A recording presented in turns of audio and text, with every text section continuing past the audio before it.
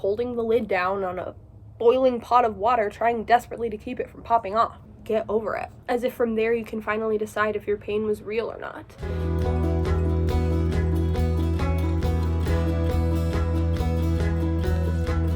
Hello, my name is Annalise, and this is Living Volumes. I am both recently engaged and a third-generation child of divorce. If you've wandered over into my corner of the internet, chances are good that you also come from a family broken by divorce. First and foremost, I want you to know that you are not alone. The unfortunate reality is that 50% of marriages result in divorce, with the average duration of the American marriage being only 8 years. Children are all too often brought into their families only for their families to be subsequently split apart. Personally, my parents split when I was in elementary school, but whether your family life changed when you were a child or an adult or before you were even born, today we're going to spend some time covering the reasons why you're still not over your parents' divorce.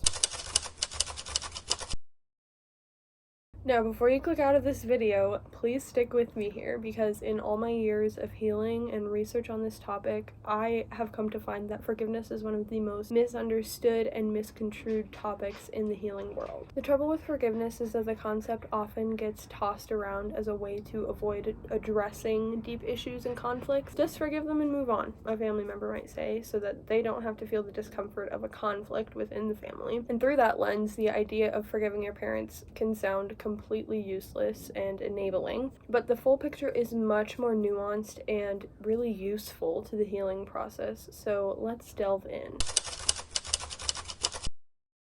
To start, we will unpack what forgiveness isn't. First and foremost, forgiveness does not require anything external. This was one of my biggest revelations on my healing journey. Like I mentioned at the beginning of this video, I'm getting married, and as exciting as that is, it has brought up a lot of different feelings and questions surrounding my familial relationships and how all that is going to look on my wedding day. If anyone else has any experience with this, I would love to hear about it below, because this is truly just uncharted territory. But as I'm figuring out my plan and planning the wedding and everything, I recently went to go get coffee with my pastor to discuss this particular situation. So I want you to picture this. I'm spilling my guts about this strenuous relationship with a person I haven't had much contact with since I became an adult. And because the wedding is coming up, I really want to reconnect with this person and try to make things right. So I tell my pastor, thinking of getting together with this person and telling them, hey, I forgive you, and I would like to ask for your forgiveness as well. And at this point, my pastor stops me, and I don't know if this is going to shock you guys as much as it shocked me, but he encouraged me not to tell this person that I forgive them, and his reason was twofold. First, this person had not asked to be forgiven, and they hadn't changed their behavior either. So that's what's really interesting about forgiveness. Like I mentioned, it's one of those words that gets thrown around a lot, and its meaning has become somewhat diluted, but it's a lot more nuanced than we give it credit for. Forgiveness is not about the other person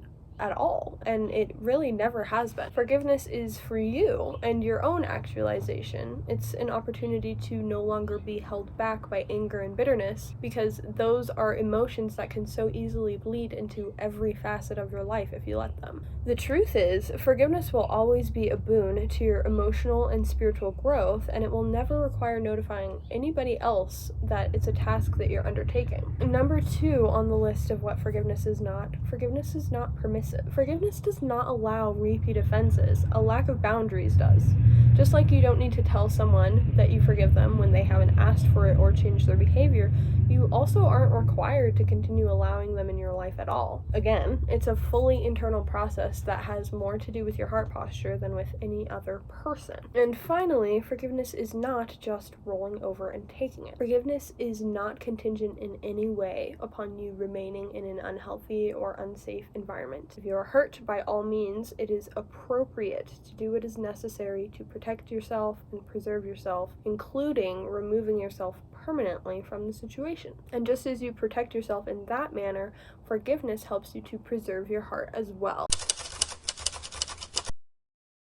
Now that we know what forgiveness is not, let's establish a working definition of what forgiveness truly means. I really like a little etymology moment, so let's get into it. Forgive comes from the Old English forgefan, which means to give, grant, allow, remit a debt, or pardon an offense. And we see these multiple definitions in use today, where clay might be a forgiving medium to sculpt with, or you can get student loan debt forgiveness, or you can be forgiven for hurting your loved one's feelings. Now, according to the dictionary, to forgive is to stop feeling angry or resentful towards someone for an offense, flaw, or mistake. And this is the definition that we will be working with today. When I first looked it up, this definition was quite surprising to me for several reasons. My whole life, I genuinely walked around believing that it was possible to forgive someone and still be angry or resentful. It's actually insane to me that even after spending countless hours soul searching in the form of journaling, therapy, I did yoga teacher training, trauma work, reading different spiritual texts and self-help books, I had somehow managed to walk through my entire life without forgiving anyone because I never actually knew what forgiveness is. And this is something that I've continued to run into online,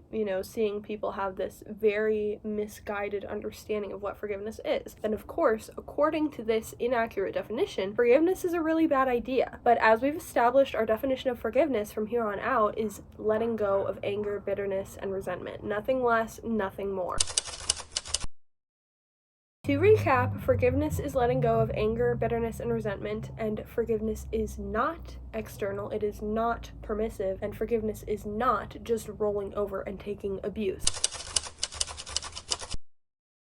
Lack of forgiveness can go one of two ways. Either you fixate on the hurts you've experienced, or you try to pretend they aren't there. When you fixate, you are refusing to let go of the pain, and so it lingers, and ferments, crystallizes inside you, and eventually bubbles over. And when you pretend the pain just isn't there, there is also no way for it to be released in that situation either. Either way, you're basically holding the lid down on a boiling pot of water, trying desperately to keep it from popping off. This practice is both uncomfortably difficult and entirely unnecessary. If you only took the lid off and let the steam out, eventually the pot would be empty. You may already be familiar with this, but the formula for suffering is known as pain times resistance. Pain times resistance equals suffering. Basically, being in pain is one thing, whether you've experienced a betrayal or an injustice, but truly suffering is a whole other level that only comes about by resisting or fighting your pain in some way. Because forgiveness means letting go of anger, resentment, and the like, the opposite of forgiveness is holding on to those feelings, which increases your suffering immeasurably. You're resisting the natural process of those feelings being released, holding on to them tightly, and that suffering just compounds.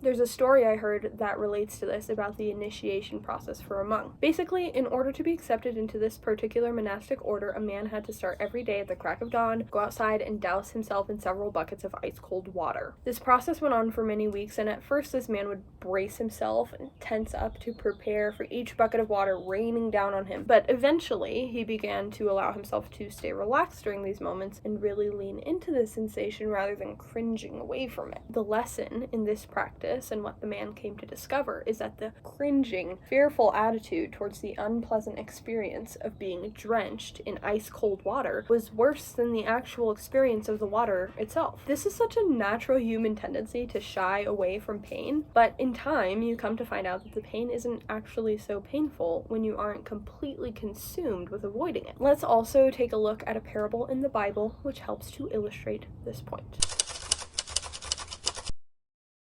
Then Peter came to him and said, "Lord, how often shall my brother sin against me and I forgive him? Up to 7 times? Jesus said to him, "I do not say to you up to 7 times, but up to 70 times 7. Therefore the kingdom of heaven is like a certain king who wanted to settle accounts with his servant. And when he had begun to settle accounts, one was brought to him who owed him 10,000 talents. But as he was not able to pay, his master commanded that he be sold, with his wife and children and all that he had, and that payment be made. The servant therefore fell down before him, saying, 'Master, have patience with me, and I will pay you all.' Then the master of that servant was moved with compassion, released him, and forgave him the debt. But that servant went out and found one of his fellow servants who owed him 100 denarii, and he laid hands on him and took him by the throat, saying, 'Pay me what you owe.' So his fellow servant fell down at his feet and begged him, saying, 'Have patience with me, and I will pay you all.' And he would not, but went and threw him into prison till he should pay the debt. So when his fellow servants saw what he had done, they were grieved and came and told their master all that had been done. Then his master, after he had called him, said to him, "You wicked servant, I forgave you all that debt because you begged me. Should you not also have had compassion on your fellow servant, just as I had pity on you?" And his master was angry and delivered him to the torturers until he should pay all that was due to him. So my heavenly Father will do to you if each of you from his heart does not forgive his brother his trespasses.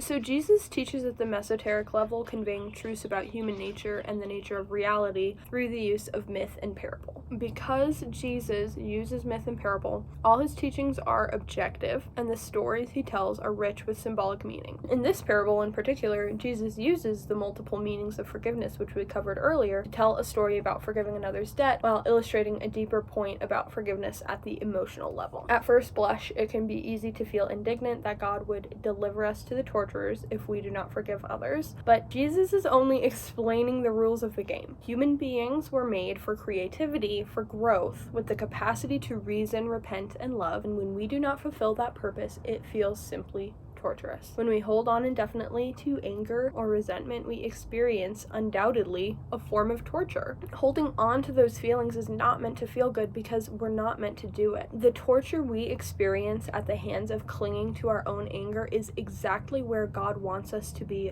because God is trying to get us to let go of that anger altogether. In this parable, and all of them really, Jesus is only trying to make us aware of the rules of the game. There is no shame or condemnation, but a clear and explicit explanation of how life works for us, so that we can have no doubt about what we need to work on. Whatever your beliefs are, know this, that unforgiveness undoubtedly brings suffering. Alright, so we kind of touched on it. Why bother with forgiveness? Because unforgiveness brings suffering. But a lack of forgiveness, aka holding on to anger, leads to suicidal ideation, blockages in your life and your emotional experience that you become blind to but everyone else can see. It also leads to stagnation and even physical illness. Whereas forgiveness is a gate that opens into peace, more fulfilling relationships, the chance to do better, the chance to move on with your life, and growth. As I mentioned, my pastor told me that there is no point in telling someone you forgive them if they have not apologized and, more importantly, changed their behavior. Notice one key distinction in the sentence, though. There's no point in telling someone you forgive them if they've not changed their behavior. Similarly, there is no point to keep someone in your life if they have not changed their behavior. You are not required to maintain the status quo in your relationship with someone following a betrayal of any kind. However, and it's a big however, forgiveness is 1,000,000% necessary in order to preserve your own quality of life. There is no way for you to walk around being the best version of yourself, learning and growing and loving freely while you are still holding on to anger, bitterness, and resentment. This means that whatever the necessary action you must take externally in order to preserve your peace, could be filing a restraining order or just taking a step back from a relationship, pressing charges, blocking them, cutting ties, whatever making it right looks like for you in the external, this action must always be accompanied by an internal working of forgiveness. Now, the truth of the matter is that forgiveness doesn't happen overnight, especially when it comes to your family being fractured by divorce. The transgressions are often many, and one person's wrongdoing leads to another's, and on, ping-ponging back and forth and around throughout this family circle, often through a long period of time. It makes sense that just as the situation which fills you with anger and resentment took a long time to develop, so too will your ability to let go of those emotions that came with it. So let's break this complex process into a few more easily digested parts.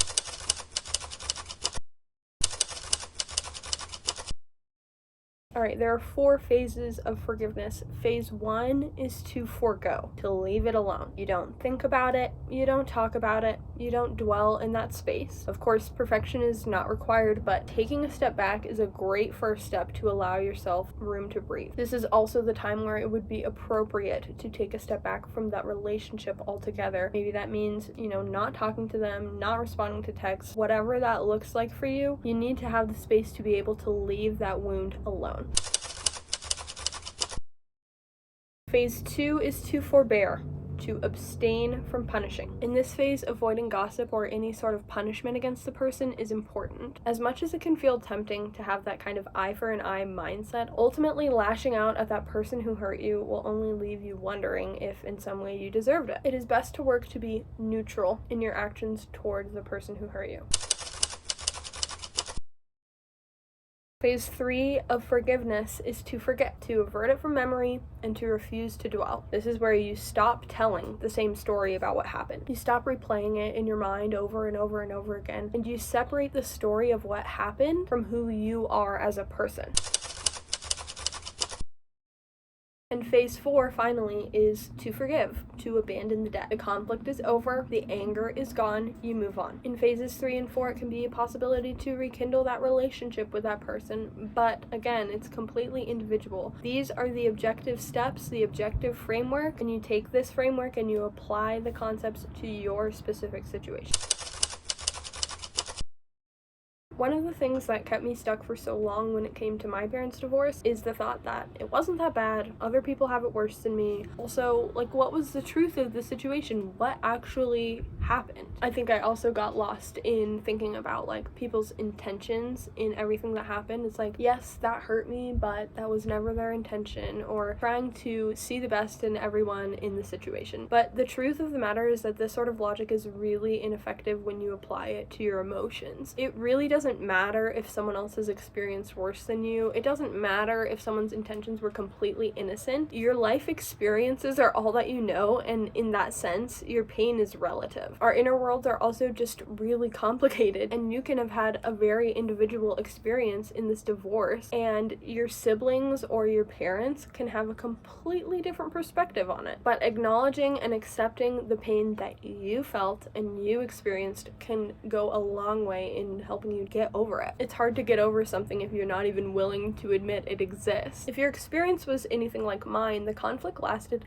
long after the documents finalizing the divorce were signed. It can be overly complicated to even remember the overarching narrative of everything that happened. Like I said, there are just so many different perspectives involved, so many people who want to justify their actions. It's so easy to lose yourself in trying to discover the ultimate truth of what happened, as if from there you can finally decide if your pain was real or not. Instead, I would like to offer a framework of the core traumas everyone faces in their life and how those core traumas apply to the particular circumstances of a child of divorce.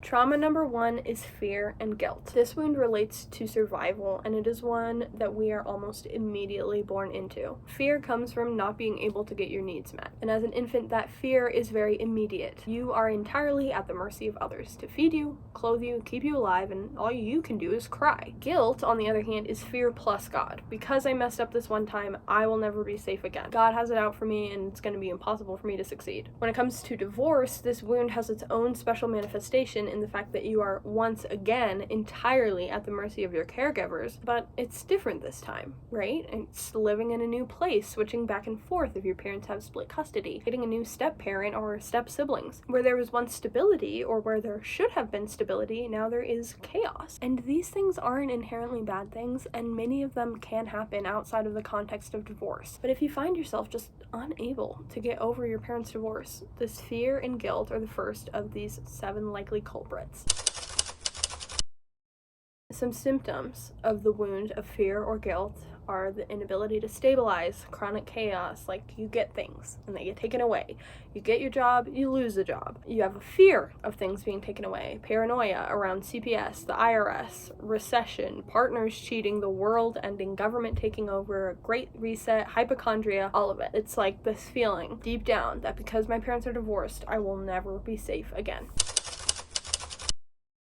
Trauma number 2 is shame, aka believing that who you are is bad, that you should have been more careful. And the first rule of shame is that you can't talk about shame. You get it in your head that what feels good is wrong for you, and that everyone else can see what's right for you better than you can. And from there, you learn not to trust yourself. Although I can't speak for everyone, I think in most instances of divorce, there are some major emotionally charged topics that spouses are not able to sufficiently communicate about. Finances are a great example, even just a person's emotional needs. Parents who get divorced at the end of the day are 2 adults who are unable to own their own communication and emotional needs to the degree that they feel the need to spend expend exorbitant amounts of money, time, and emotional labor to renege on arguably the most important spiritual and legal contract a person could ever enter into. When you look at it this way, knowing that this is where your parent is coming from, it makes sense that either directly or indirectly, intentionally or not, somewhere along the way, they gave you, their child, the false impression that who you are is bad. Whether it's because they badmouth your other parent, who makes up the other 50% of your identity as a child,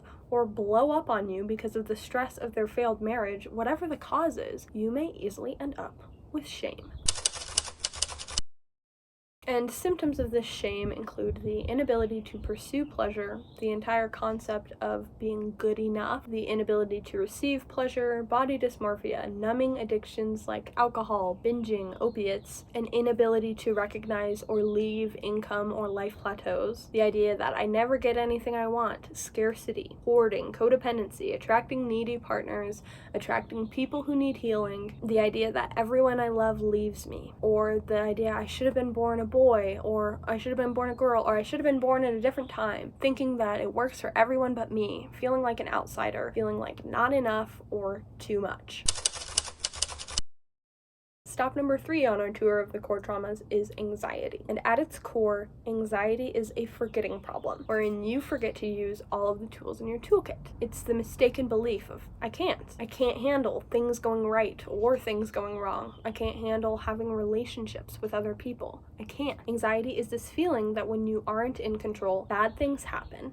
And this makes perfect sense when we look at a child of divorce. So much happened that was out of your control. So much fighting, moving houses, hearing things you didn't want to hear, seeing things you should have never had to see. You can easily understand how anxiety becomes one of the ramifications of divorce, and it can stick around long after your helpless moments are over.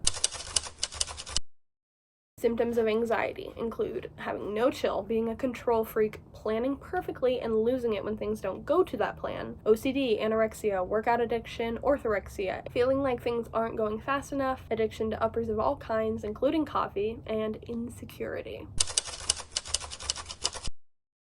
Up next, number 4, we have depression or grief. You can identify this feeling really easy because it's like trying to impress your parents and falling short. It's that old type of grief that gets carried around for a long time. And this one's a no-brainer for a child of divorce, because how crushing is it that you are unable to be the source of your parents' delight, all because they're too busy trying to get at each other's throats, and you only serve as a reminder of their worst enemy. I would like to also note that anger is unresolved grief as well.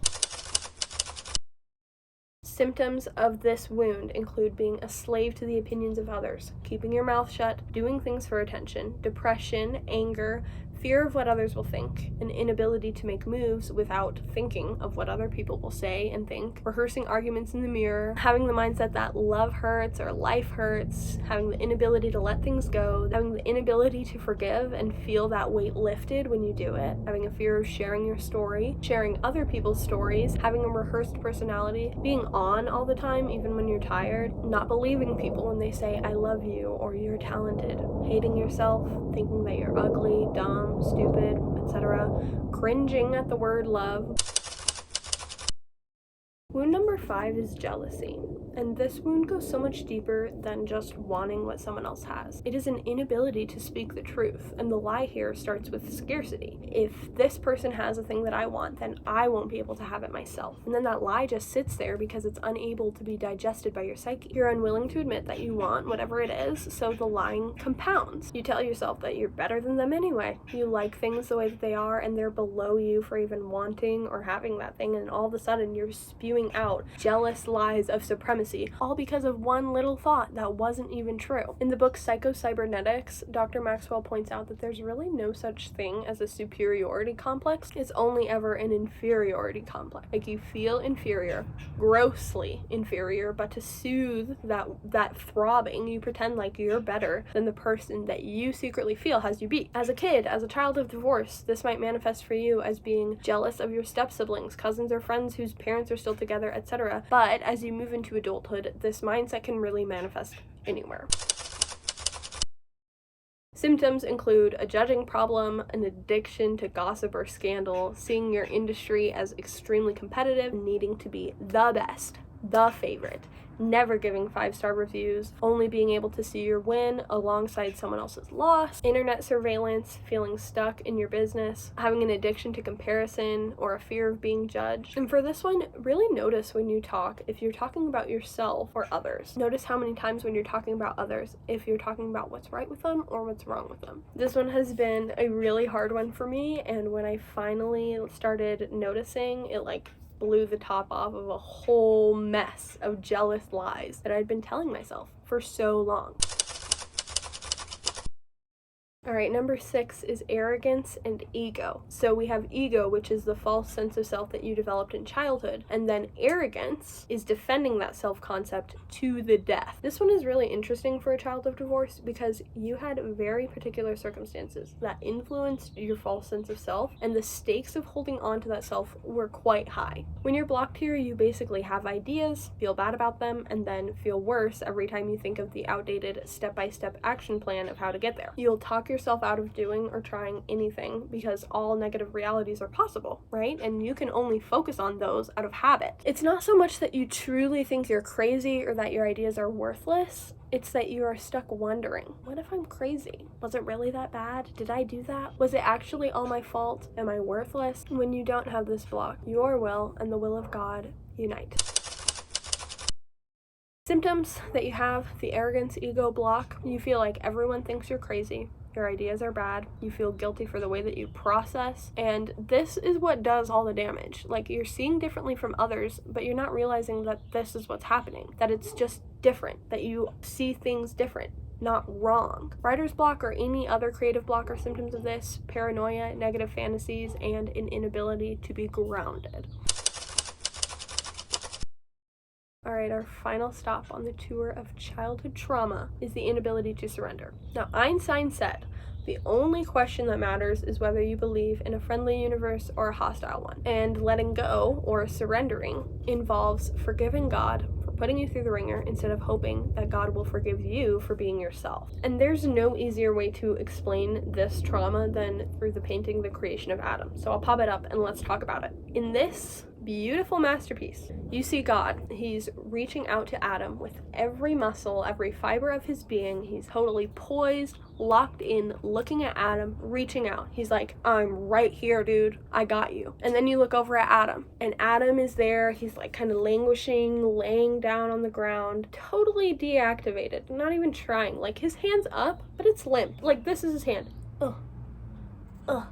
All he would have to do is extend his finger. All Adam would have to do is lift a finger. Adam is not even lifting one finger. And this represents you in your ability to surrender right now. You could touch God at any moment and become connected to all of that power, all of that force, all of that majesty. And it wouldn't even be hard. It's something that you're born with, something that you're capable of. A relationship with God is what humans are meant for. You would only have to lift a finger. Let me know if you want a whole video on this, because I could totally go into it. This painting describes what free will is and how God is literally right there with us in every single situation. It's like an adult with their toddler who's learning how to walk. It's like, I am right here. I am right here. I want you to figure this out on your own. I want you to have that satisfaction and that agency to make the choice that you want for your life. But if you choose that you need help, I'm right here. I'm literally right here. So we can talk more about that. Let me know. But the question is, how do we lift a finger? And the way that you lift a finger and surrender is becoming aware that there is a miracle taking place in every moment, in every situation. Your magic as a human being is to see the miracle. Your purpose is to see the miracle, and your destiny is to see the miracle. Right now, you and me are in a miracle. Right now, somehow, I found my way into your life. Out of all the pain that I have experienced and every situation that felt so far out of my control, somehow God led me here to deliver this message to you. And it's hitting home because you were meant to hear it. Now, if you're still kind of like, miracle? What miracle? I'm not really sure. I want you to do a little Google search for me. Pull it up on your phone, computer, whatever. Google it. What are the odds of me being born? Go ahead. Pause this video. I'll wait. I'll be right here. All right. Enough said. Symptoms of you having an inability to surrender are you being stuck, like for real stuck. You just don't believe that God has your back no matter how hard you try, and you can't even hear the word God without cringing. You know, comment below, did you cringe when I was talking about God?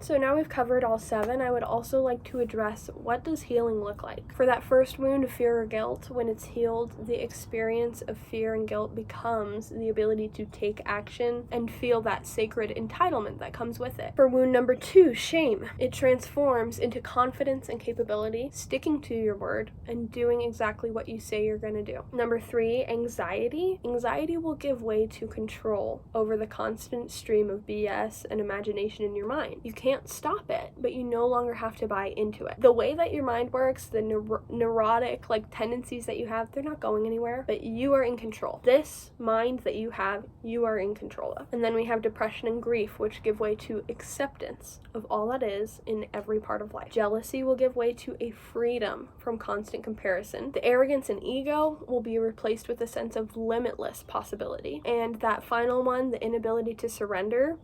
You will be able to release control and trust that you either get what you hoped for or something more.